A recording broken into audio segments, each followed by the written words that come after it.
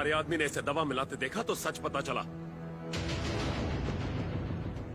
अरे जो हो गया सो हो गया, कोई अनहोनी तो नहीं हुई ना। भूल जाओ, सब कुछ ठीक है।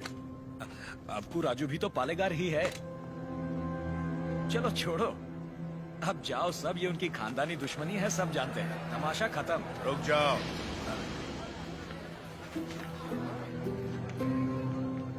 यहाँ वो अकेला पालेगार नहीं है, कुल मिलाकर हम 61 पालेगार हैं यहाँ। पूरी की पूरी प्रजा भी मौजूद है। यह उत्सव सबका है बसीरेड्डी। राजा हो या प्रजा, न्याय सबके लिए बराबर है। अवकू राजू को क्षमा मांगनी ही पड़ेगी।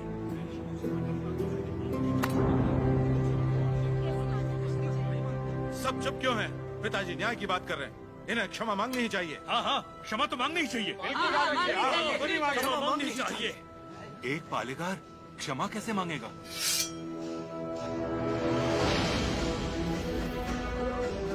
अपना सर काट दूंगा, लेकिन क्षमा नहीं मांगूंगा। अवकू राजू। पापा खान, माना कि अवकू राजू ने अपराध किया है, लेकिन ये पालेगार हैं 70 गांव के। ये तो सब जानते ही हैं कि इन्हें मुझसे नफरत है, और यही नफरत इस अपराध का कारण भी है। लेकिन ये अपनी प्रजा से प्रेम करते हैं, और प्रजा पर इनके कई उपकार भी हैं, तो उनकी खातिर इन्हें हम क्षमा कर देते हैं।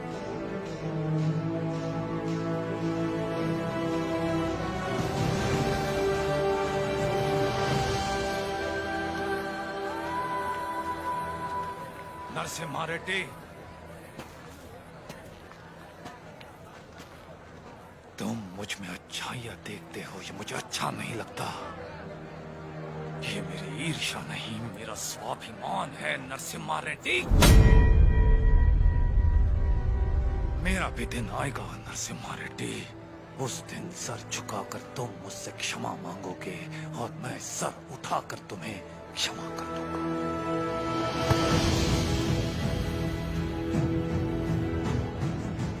इस मिट्टी में वीरता है। ये वीरता तुम में भी है और मुझ में भी।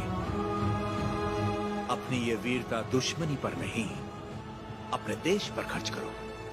उसके बाद मैं तुम्हारे आगे सर झुका भी सकता हूं, और वक्त आने पर तुम्हारे लिए सर कटा भी सकता हूं।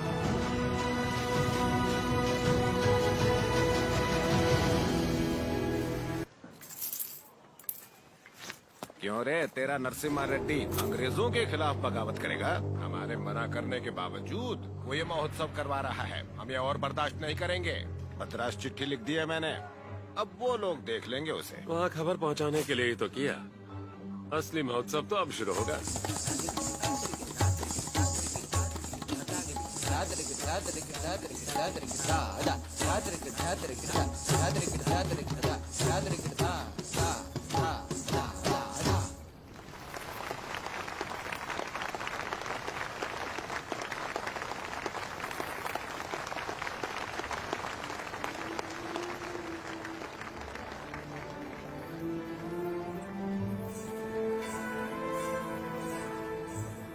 अद्भुत।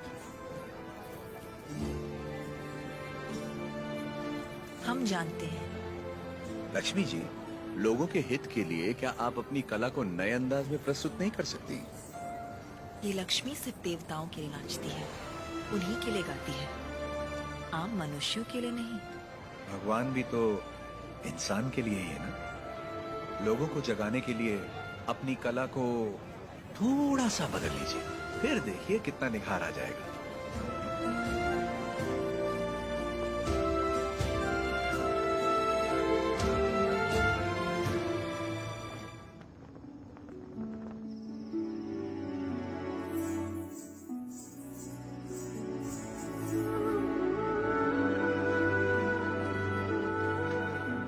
क्या हुआ?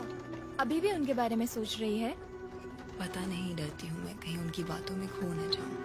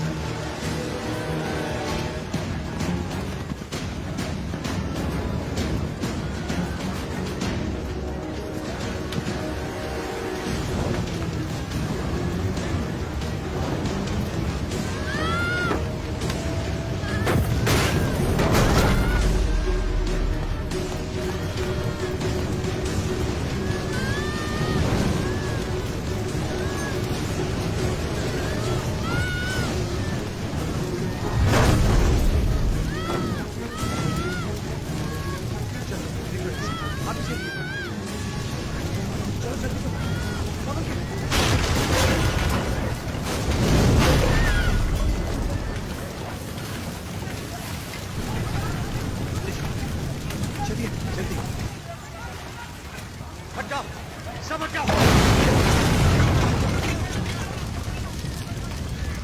किसी ने जानबूझकर ये आग लगाई। कौन है वो नीच? किसने किया है ये? मैंने लगाई आग।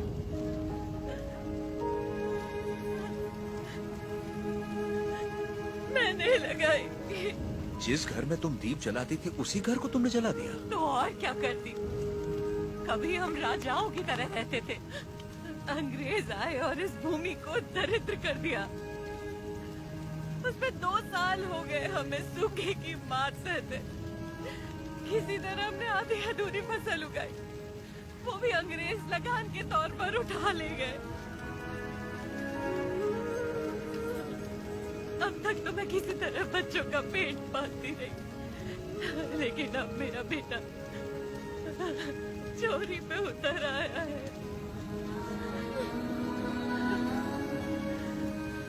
इससे बड़ी शर्म की बात और क्या हो सकती है? जो हाथ देने के लिए उठे थे उन्हीं को चोरी करता हुआ नहीं देख सकी मैं। मैंने सोचा अपमान के जीवन से सम्मान की मौत अच्छी।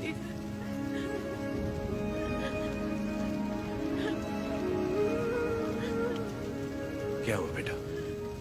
तुम्हें भूख लगी थी? माँ हमें खिलाती और खुद भूखी रहती। मैंने पड़ोसी के घर में खाना देखा तो माँ के लिए ले आया। क्या ये पाप है?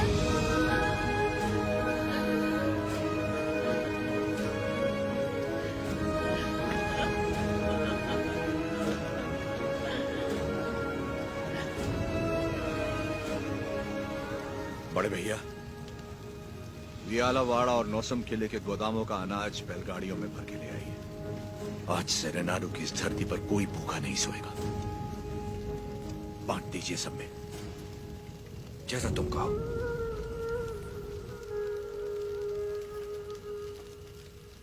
चोरी करना पाप होता है बेटा। चोरी मतलब? जो चीज हमारी नहीं उसे हाथ लगाना चोरी है। और हमारी हो तो वो हमारा हक है, उसे नहीं छोड़ना चाहिए।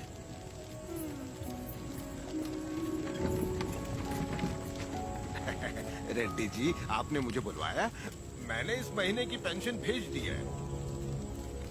राघवाचारी, जब तक अच्छी फसल होती रही, ये लोग तुम्हें समय पर लगान दे रहे थे या नहीं? बिल्कुल दे रहे थे सरकार। तो जाकर अपने मालिकों से कह दो, सूखे में लगान नहीं मिलेगा। क्या कहा? ये कहा कि अगले साल भी लगान नहीं मिलेगा। मैं समझा नहीं। ना माने तो हम उनकी हड्डियों का हल बनाकर अपने खेत जोतेंगे और दुगना लगान चुका देंगे। आप बता दें तो? आने दो, मुझे उसी दिन का इंतजार है।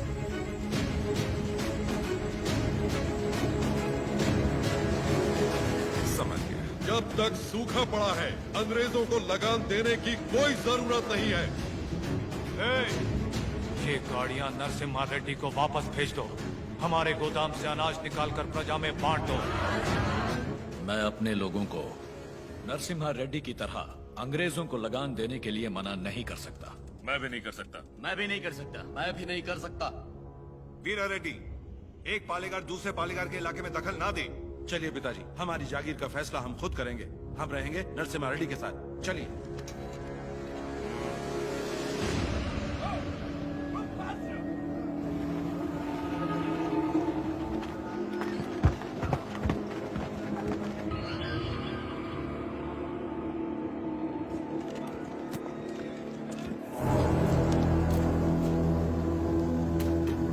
अपना मद्रास प्रेसिडेंसी एक साल में जितना टैक्स भरती है उसमें पूरा लंदन 25 साल तक बैठ के खा सकता है। ये दत्ता मंडलम से इतना कम टैक्स क्यों आया है? वहाँ से शुरू से टैक्स इकट्ठा करना मुश्किल रहा है सर। रीजन? रेनाडू की महिमा है सर। कहते हैं वह पैदा हुआ खरगोश भी चीते से लड़ जाता। अब बात यह है कि वहाँ के पालेगार और प्रजा से परेशान होकर निजाम जी ने वो जमीन आपको सौंप दी है। तभी तो उसे दत्त मंडलम कहते हैं। वहाँ अक्सर सूखा पड़ता है लेकिन वो लोग किसी के आगे हाथ नहीं फैलाते। टैक्स तो वो देंगे लेकिन अपने मन का। जरूरत पड़ी तो उन सबको मार के टैक्स ले आओ। मार तो वो भी हमें सकते हैं। थॉमस मुनरो के राइटवरी एक्ट ने उनके सारे पावर छीन लिए, लेकिन लोग अपने पालेगारों पर जान देते हैं। सच तो ये है सर, हमारे लोग भी उनसे डर के मारे कांपते हैं। Tell me in one sentence. Uyyalawada Narasimha वो उन सब की ताकत है सर। तुमने उसे देखा है कभी? देखा तो नहीं, लेकिन उसके बारे में कहानियां सुनी है। 10 बरस की उम्र में एक आदमखोर चीता मार के अपने कंधे पर उठा लाया था। You Indians are all bloody barbarians, Madhavaya. सुनी सुनाए बातों पर भरोसा कर लेते हो। उस एरिया को कलेक्टर नहीं बल्कि चाहिए एक हंटर।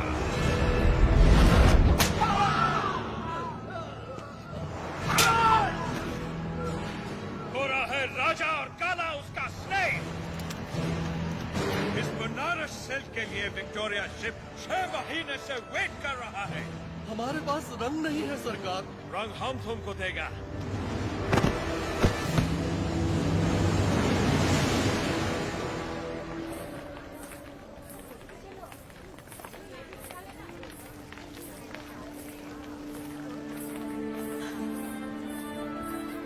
ये ब्याह नहीं त्योहार है, हिंदू मुसलमानों के बीच प्रेम का त्योहार। ये आओ।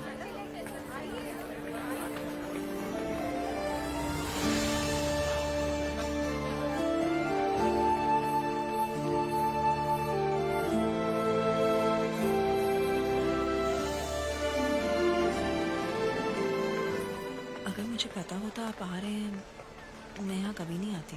और मैं यहाँ सिर्फ इसलिए आया क्योंकि तुम यहाँ आने वाली थी, ताकि अपने मन की बात बता सकूं।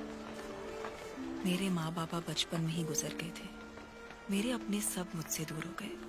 मैं जिस किसी को भी चाहती हूँ उसे खो देती हूँ, हमेशा। इसीलिए मैं देवता की शरण में आ गई और अपनी कला से उनकी पूजा करने लगी। मैंने देखा है आपको, बहुत महान व्यक्ति हैं आप। मेरे पास मत आइए, वरना आपको भी खो दूंगी। तुम मुझसे दूर भी चली जाओ, फिर भी मेरा प्रेम तुम्हारे साथ रहेगा। बोलो, जैसे भागमती के नाम पर यह भाग्य नगर बना है, वैसे ही तुम्हारे लिए वीर वेंकट महालक्ष्मी के नाम का एक नया नगर बसा दूं। बताओ लक्ष्मी, बोलो। लक्ष्मी नाम के आगे नरसिम्हा जोड़ दीजिए बस।